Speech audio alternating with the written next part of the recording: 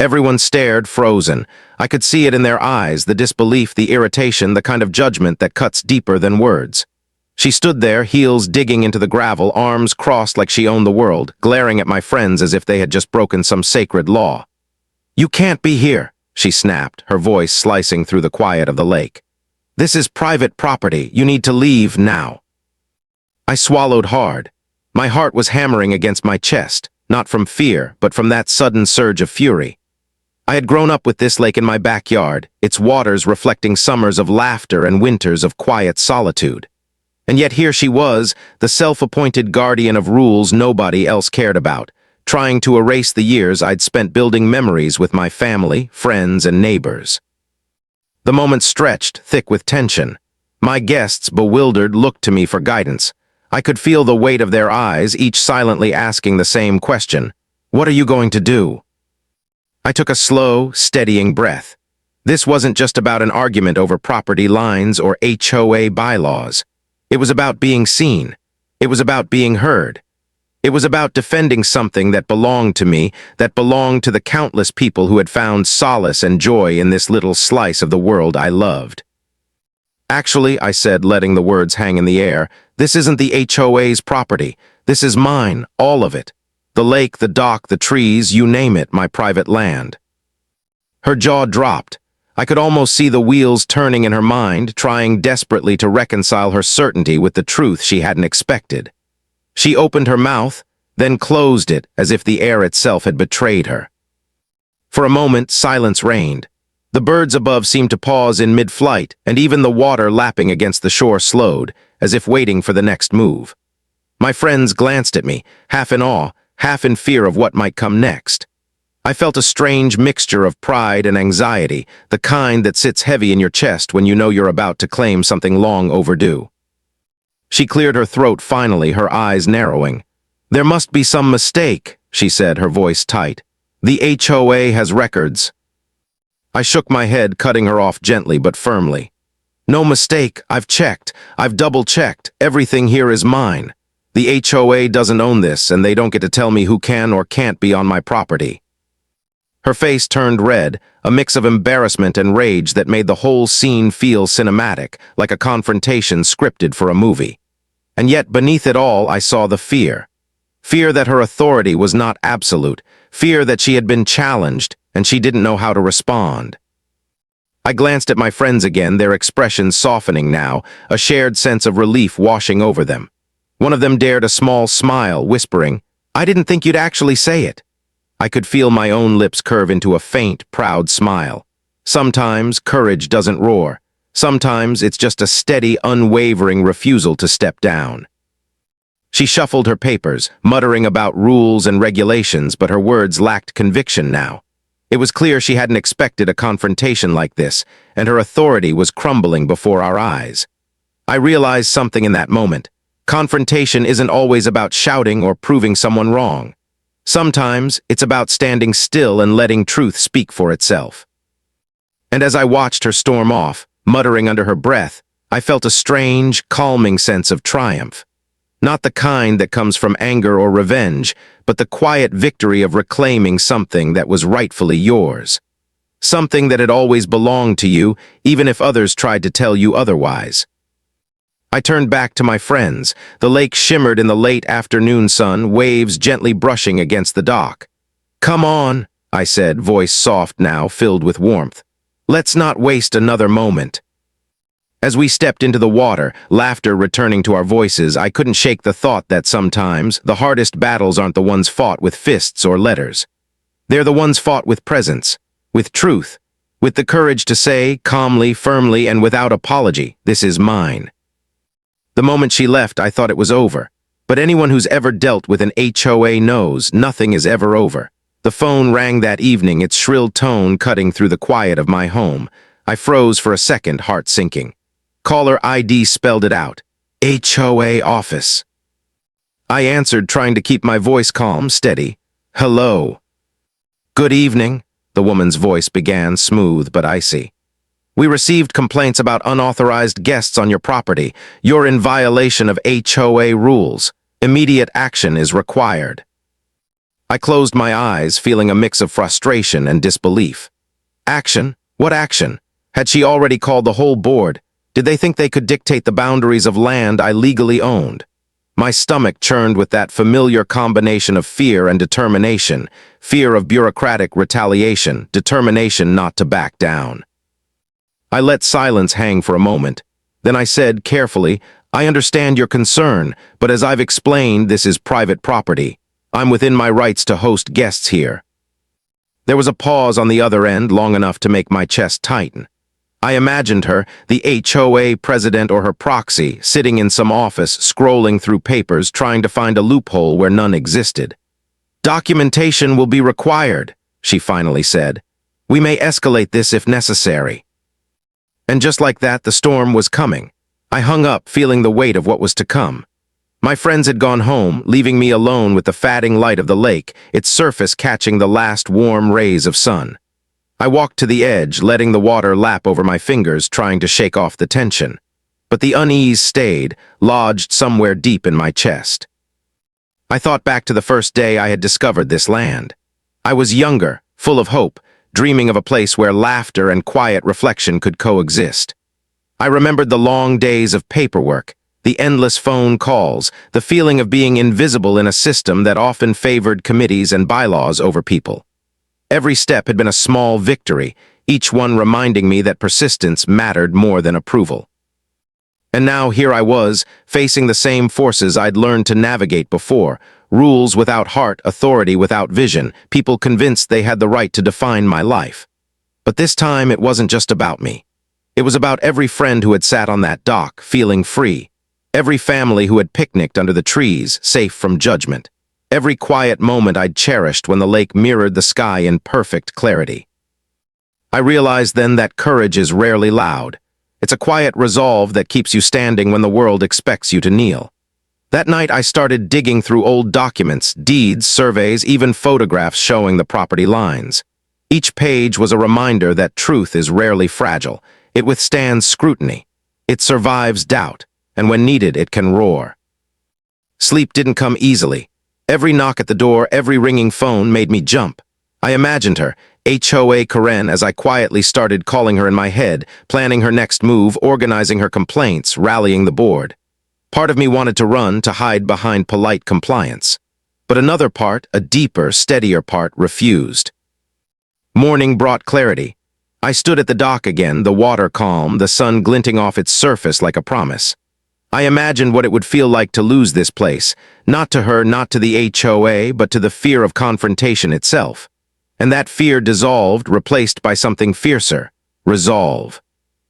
I called my lawyer. I explained the situation, detailing the confrontation, the phone call, the HOA's threats.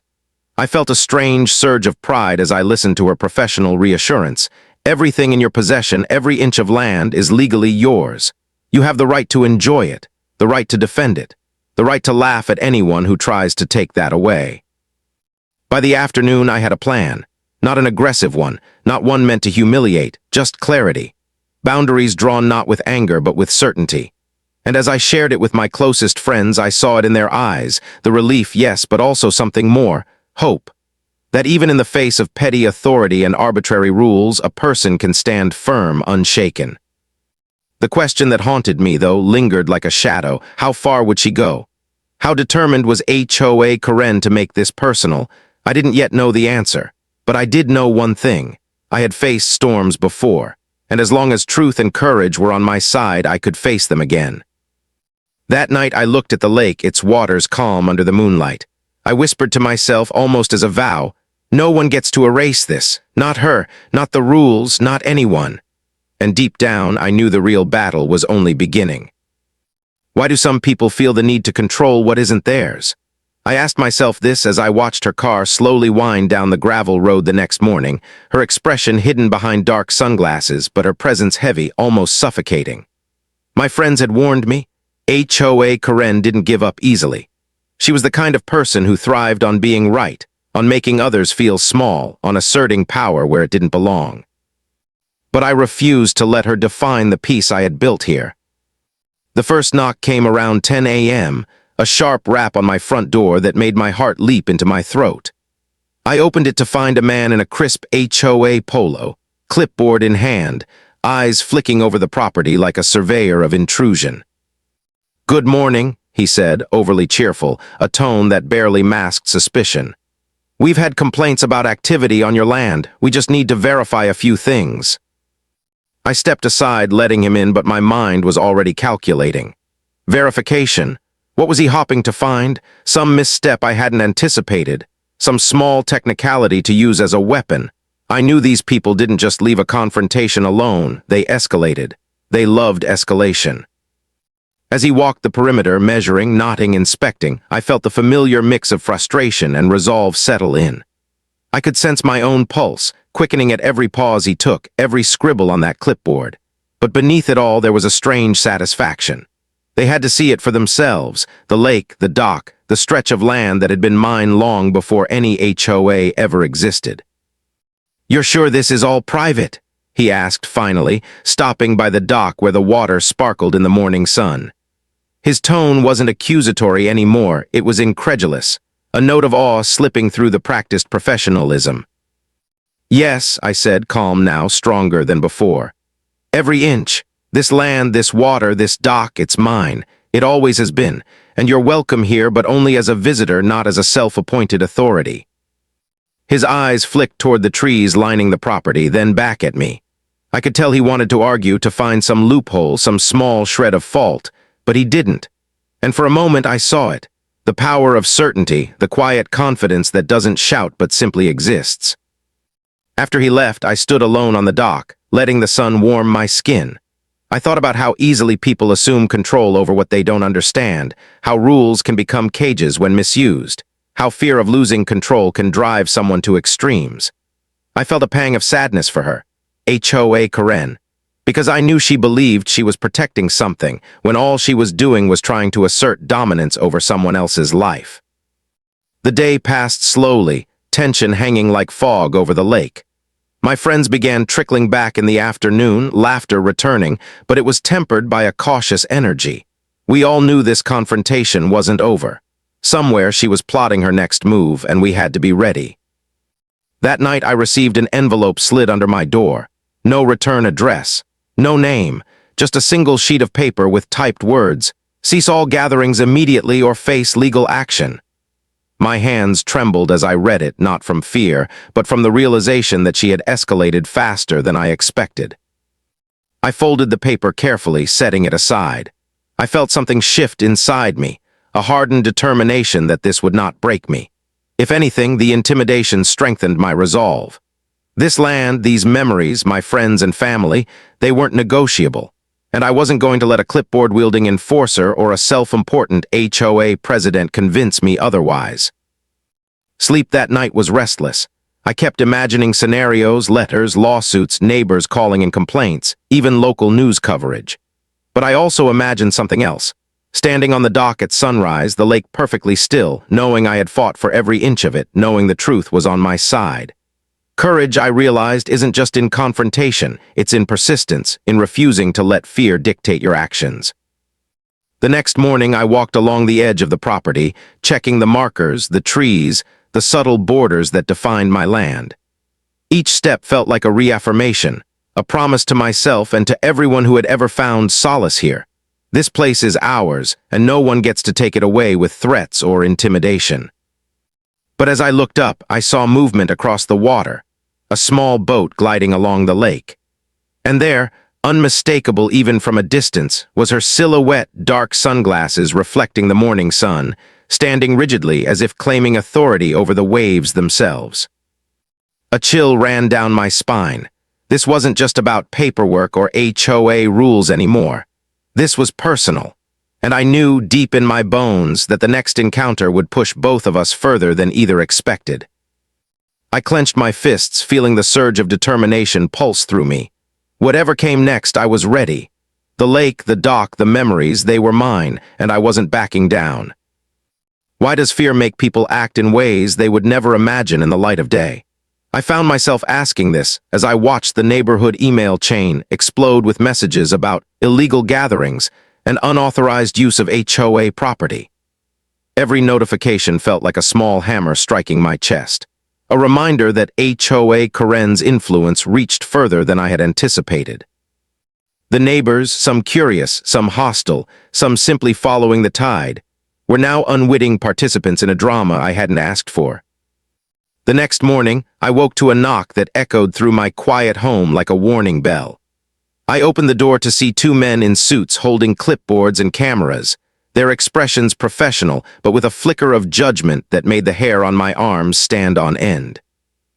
"Good morning," one said, voice clipped. "We're here to inspect the property. HOA concerns have been raised." I felt my stomach tighten. The stakes had shifted. This was no longer a dispute between me and one overzealous neighbor. This was an institution attempting to impose authority over a life it didn't understand, but I refused to crumble. I stepped aside, letting them in, but my mind was racing. Every step they took on my lawn felt like a trespass, every flash of the camera a challenge. I reminded myself, fear is a visitor, not a ruler, and my resolve, no matter how rattled, had to hold firm. As they documented the property, I watched them pause at the dock, whispering to each other as though the water itself were suspect. I felt the familiar mix of frustration and pride, the kind that comes when you're forced to defend not just a place, but every memory, every quiet moment that had unfolded here. The sun glinted off the lake, sparkling in defiance of their scrutiny, reminding me why this land mattered so much. Later, I found HOA Karen waiting at the end of the driveway, arms crossed, mouth tight. Her presence radiated tension, a storm ready to erupt. "You shouldn't have ignored our warnings," she said, voice sharp. "This property affects the neighborhood. You need to comply." I met her gaze evenly, letting the weight of certainty settle between us. "I have with the law," I said, "and I've invited anyone who wishes to verify it to do so, but I will not allow intimidation to dictate who enjoys this land." Her eyes flickered, a shadow of disbelief crossing her carefully composed expression. It was then I realized something important. Her power depended on fear, on the assumption that people would bow to her authority without question. And the moment that assumption failed her, she was unmoored. But she wasn't done. That afternoon, a letter arrived in my mailbox, thick, official-looking, stamped with the HOA's seal. My hands shook as I opened it, revealing threats of fines, potential legal action, and demands to cease all gatherings immediately. The words on the page were heavy, intended to intimidate, but they ignited something inside me instead, a steadfast refusal to surrender what was mine. I spent the evening packing the dock, the water calm, reflecting the moonlight. I thought about all the times I had been underestimated, dismissed, told that persistence didn't matter. And yet, here I was, standing firm against authority, backed not by fear, but by truth. It was a strange, exhilarating feeling, the kind that makes every heartbeat seem like a drum of defiance. The next morning brought whispers from neighbors, some curious, some judgmental. "Did you see what she's doing now? They're taking it too far. Who even owns that property?" I let the words wash over me, refusing to engage in petty arguments. I knew the real battle wasn't against the neighborhood, it was against intimidation itself, against the kind of small-minded authority that thrives on creating doubt and conflict. Then came the most unexpected moment. A neighbor I barely knew, a quiet woman who often walked her dog along the lake, approached me one afternoon. "I've been meaning to say," she whispered almost shyly, "you're right. That land is yours. I've lived here 20 years and I've seen how HOA Karen treats people. You're brave." Her words hit me harder than any legal victory could. It wasn't just about proving ownership or defending property lines anymore. It was about standing for integrity, for courage, for the principle that truth matters even when others try to twist it. And in that moment, as the sun dipped low over the lake, painting the sky in shades of gold and crimson, I realized something profound. The fight wasn't about her. It was about me, about every person who has ever been pressured to shrink, to step aside, to let fear decide their boundaries. I wasn't just defending land, I was defending dignity. But even as that clarity settled in, I knew the war wasn't over. HOA Karen wouldn't let this go quietly. Somewhere in the shadows, she was planning her next move, and I would need every ounce of courage I had left to face it. The narrative now builds tension through escalating HOA interference, neighbor involvement, and moral reflection, while keeping suspense for the next confrontation. The first time I saw her standing at the edge of my property in broad daylight, I felt a chill run down my spine. HOA Karen had crossed a line. Her hands rested on her hips, her sunglasses reflecting the sun like twin mirrors of defiance. And in that moment, she didn't just look angry, she looked like a storm waiting to hit. I could hear my own heartbeat, loud against the hum of cicadas and the gentle lapping of the lake. Friends had warned me about her escalating tactics, but nothing could have prepared me for this silent confrontation. She wasn't waving letters, threatening fines, or sending passive-aggressive emails this time.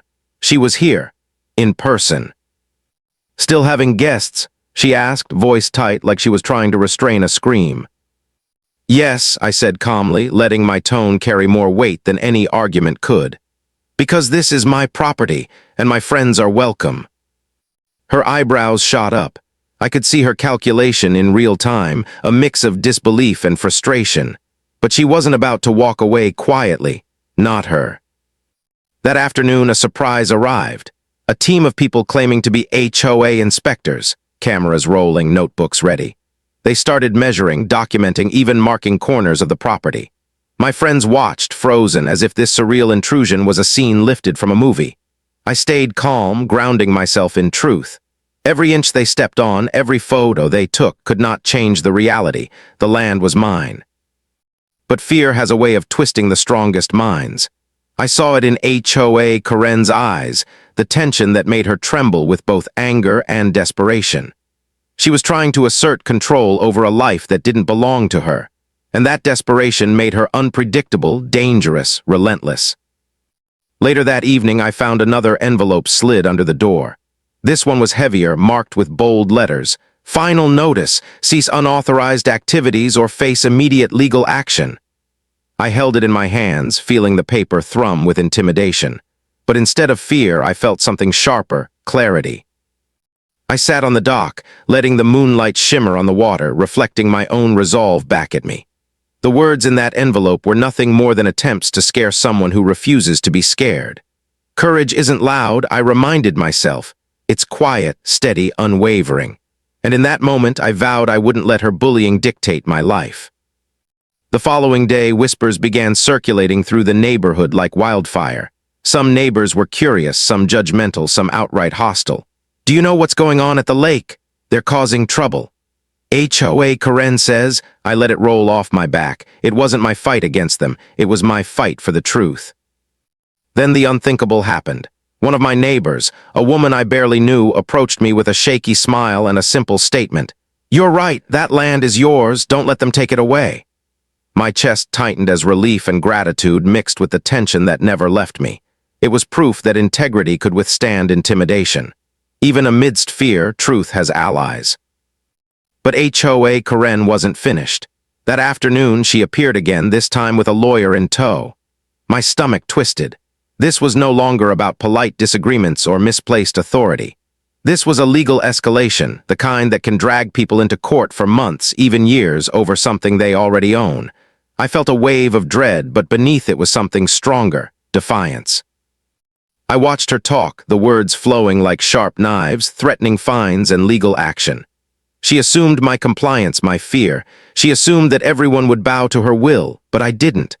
I stood there quietly, letting her words hang, refusing to rise to anger or panic. My calm was a counterforce she hadn't anticipated. And then the unexpected twist. My lawyer called later that night, voice steady but tinged with excitement. "They don't have legal grounds," she said. "Everything in that letter is baseless. The land is yours. Their threats are just that, threats." I felt a wave of relief, but it was layered with anticipation.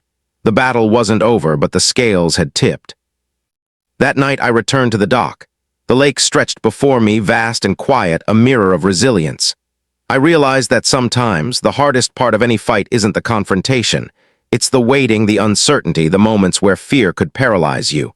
But standing here, listening to the gentle lapping of water, I understood.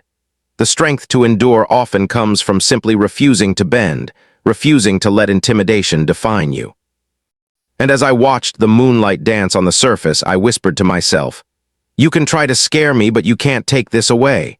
Not the land, not the memories, not the truth." This section sets up the peak tension with legal escalation, and HOA relentless tactics while reinforcing the protagonist's inner strength, moral reflection, and suspense for the coming climax. The morning sun glinted off the lake, calm and serene, completely unaware of the storm brewing at its edge. But I wasn't blind to the tension that had seeped into every corner of my world. HOA had gone further than I could have imagined, letters, inspections, legal threats. But now it was personal. Her presence at my property wasn't just about rules. It was about power, ego, and proving that she could bend others to her will. I saw her car pull into the gravel driveway, dark tinted windows hiding the fire in her eyes. My friends gathered at the dock, hesitant, but trusting me to navigate what was coming. I could feel the weight of responsibility, the invisible pull of history, memory, and ownership pressing on my chest. And yet, beneath the anxiety, there was a deep, unwavering resolve. I wasn't stepping back. "Morning," she said, stepping out of the car, clipboard in hand, lips pressed tight. "I think we need to talk." I nodded, keeping my tone calm. "We can talk, but let's be clear. This land is mine and my guests are welcome here. That hasn't changed." Her face tightened. I saw the irritation, the disbelief, the unspoken question forming behind her eyes. How can she stand so firm? I let her wonder. Some battles aren't won by shouting, they're won by showing no fear. The tension snapped when she gestured toward the dock, voice rising. "You can't just ignore the HOA's rules. This affects the entire neighborhood." I stepped closer, letting my calm fill the space between us. What affects the neighborhood is misinformation, fear, and bullying. This property has always belonged to me. I've checked every document, every deed. Nothing you've done or threatened changes that. Her jaw dropped, a flash of shock betraying the of control she had tried so hard to maintain. I saw the subtle shift in her posture, the realization that she had underestimated me, underestimated the power of truth and persistence. But then came the moment that would forever etch itself in my memory. As she fumbled for more words, a sound cut through the air, a neighbor's voice, calm but firm. "Enough." I turned to see Mrs., the quiet woman who had spoken in my favor weeks ago, now standing with several other neighbors behind her. They had come not to fight, but to witness, to support, to affirm that truth and fairness mattered more than petty authority. HOA faltered. For the first time, she faced a force beyond paperwork and threats. A community standing with me, silent but resolute. Her eyes flicked from the group to me, back again, searching for control, but finding none. The lake shimmered behind us, reflecting sunlight like a mirror to the unfolding scene. My friends, emboldened by the solidarity, smiled nervously, the tension in their shoulders easing just a fraction. I felt a deep swell of emotion, pride, relief, a touch of vindication, but also something more profound, gratitude. Not for victory, not yet, but for the truth that had always been my shield. And then HOA tried one last move. She raised her voice, calling names, threatening fines, insisting on compliance. But it was too late. The collective gaze of the neighbors, the quiet confidence in my stance, and the undeniable truth of ownership rendered her words hollow. I watched her storm back to her car, muttering under her breath, her authority shattered not by confrontation or anger, but by truth and unwavering presence. The tension lifted, replaced by the gentle lapping of the water against the dock. For the first time in weeks, I allowed myself to breathe. As the sun continued its climb, illuminating every ripple on the lake, I realized something vital. Courage isn't about winning battles. It's about standing when the world expects you to falter. It's about keeping faith in what's right, even when intimidation is loud and opposition seems endless. That day, as laughter returned to the dock and my friends settled back into the rhythm of the lake, I felt a quiet sense of triumph. Not a boastful one, but the kind that comes from knowing you refused to yield, refused to let fear dictate your life, and honored every memory, every effort, every piece of land you had fought to protect. I looked at the water, calm and infinite, and whispered to myself, "This is ours, always has been, always will be." But even as the victory settled, I knew the story wasn't quite over. The ripples of this confrontation would echo. Lessons had been learned, boundaries had been tested, and strength had been revealed. And somewhere deep in me, a quiet acknowledgement. The real triumph isn't in defeating the opposition. It's in standing tall, even when the storm refuses to end. This section heightens the climax by combining personal courage, community support, and HOA Karen's ultimate unraveling, while reinforcing the moral reflection on truth, resilience, and dignity. The morning after the confrontation, the lake felt different, quieter, stiller, almost as if it too was catching its breath. I walked along the dock, bare feet brushing the sun-warmed wood, and allowed myself a moment to reflect. The storm had passed, or at least the one raging in plain sight, but I knew that the ripples of fear and authority would linger in subtle ways. Neighbors who had once whispered complaints now greeted me with tentative smiles, a mixture of curiosity and newfound respect. Some approached cautiously, hesitant to ask questions but eager to understand what had happened. It was a strange sensation, relief wrapped tightly with pride, yet softened by empathy for those who had never known how heavy small-minded control could weigh. I remembered the envelope that had once threatened fines and legal action, the clipped tones of inspectors' voices, and the impossible audacity of HOA Karen. And yet, standing here in the gentle morning light, I realized how fleeting her power had been. Authority relies on fear. Courage relies on truth. And truth, I had learned, is far more enduring than intimidation. As my friends began arriving again, one by one, laughter slowly returned to the dock. They had come to witness, yes, but also to celebrate the quiet victory we had earned together. There were no banners, no parades, just the kind of calm satisfaction that comes from reclaiming what is rightfully yours. One of my friends tossed a small pebble into the water, watching the ripples spread, and I felt a metaphor settle in my chest. Every act of courage, every refusal to bow to fear, sends ripples that extend far beyond your immediate reach. Later, I received a call from my lawyer. She confirmed what I had hoped. The HOA had no legal grounds, their threats were baseless, and the land and everything on it was undeniably mine. Relief washed over me in waves, and yet it was more than just legal security that mattered. It was the emotional weight lifting, the years of vigilance, doubt, and uncertainty giving way to quiet confidence. Even HOA Karen seemed to retreat. Her presence faded from the lake, from the emails, from the whispers of the neighborhood. I heard through casual conversations that she had turned her attention elsewhere, leaving behind a space that could finally breathe. And in that absence, I realized something essential. Victory doesn't always look like confrontation. Sometimes it looks like silence, like stillness, like allowing truth to stand on its own until the world has no choice but to acknowledge it. Walking the perimeter of my property that evening, the sun low and painting the lake in molten gold, I thought about what this experience had taught me. Courage isn't the absence of fear, it's the decision to stand despite it. Authority doesn't guarantee justice. And sometimes, the people who seem most intent on control are the ones most afraid of losing it. I sat on the dock, feeling the warm wood beneath my palms, and let the memory of weeks past settle in my mind. I thought about my guests, my friends, the neighbors who had spoken in support, and even HOA Karen. All of them had played a part in this story, and all of them had taught me something about patience, resilience, and dignity. The water reflected the colors of the sunset, soft and steady, reminding me of the moments that mattered most. Moments like these, quiet, unassuming, yet profound, were the ones worth fighting for. Not for ego, not for pride, not for confrontation, but for the life you claim as yours and the people you choose to share it with. As twilight deepened, I felt a sense of closure settle over me. Not the kind that erases memories of struggle, but the kind that honors them. Every heartbeat of fear, every pang of frustration, every step I had taken to stand my ground had led to this calm. The lake, the dock, my friends, they were all part of a life I had defended and would continue to protect. And in that quiet moment, I whispered to myself, this is more than land. It's a testament to courage, a reflection of truth, a reminder that standing firm, even when others try to intimidate, is always worth it. The ripples on the water slowly faded into stillness, mirroring the peace I finally felt inside. It wasn't a boastful victory. It was a personal one, earned through patience, resilience, and unwavering conviction. And as night settled over the lake, I knew that whatever storms might come in the future, this foundation of truth, courage, and dignity would never falter.